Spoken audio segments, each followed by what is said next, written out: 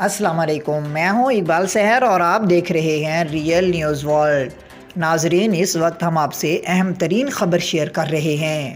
افغانستان کے دارالحکومت کابل میں سکھوں کے گردوارے میں 8 دھماکے ہوئے ہیں، جس کے نتیجے میں 3 افراد ہلاک ہو گئے۔ ذرائع کے مطابق افغانستان کے دارالحکومت کابل میں سکھوں کے ایک گردوارے میں دھماکوں کے نتیجے میں 3 ہلاکتوں کی تصدیق ہوئی ہے۔ پولیس کے ترجمان خالد زدران نے 3 ہلاکتوں کی تصدیق کی ہے۔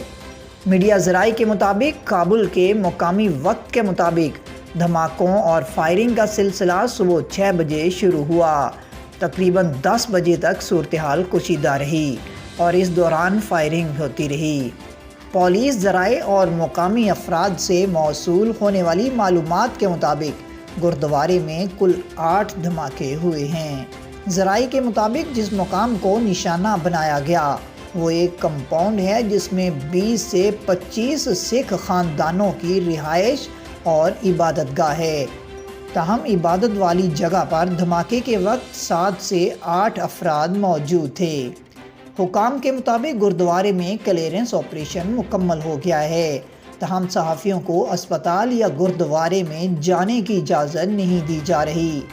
مقامی سطح پر موصول ہونے والی اطلاعات کے مطابق کل 8 دھماکے ہوئے اور حملہ آوروں نے خودکش حملے کی کوشش کی، لیکن گردوارے کے باہر موجود سیکیورٹی گارڈ نے انہیں روکا اور وہ گاڑی گردوارے کے دروازے کے پاس ہی پھٹ گئی۔ خیال رہے کہ یہ عمارت دارالحکومت میں سکھوں کا آخری گردوارہ ہے۔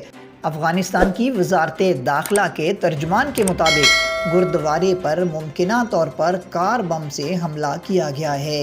ادھر انڈیا کی وزارت خارجہ کے ترجمان ارندم باگچی نے اس حملے کے بارے میں کہا ہے کہ انڈیا کو اس گردوارے پر ہونے والے حملے پر گہری تشویش ہے۔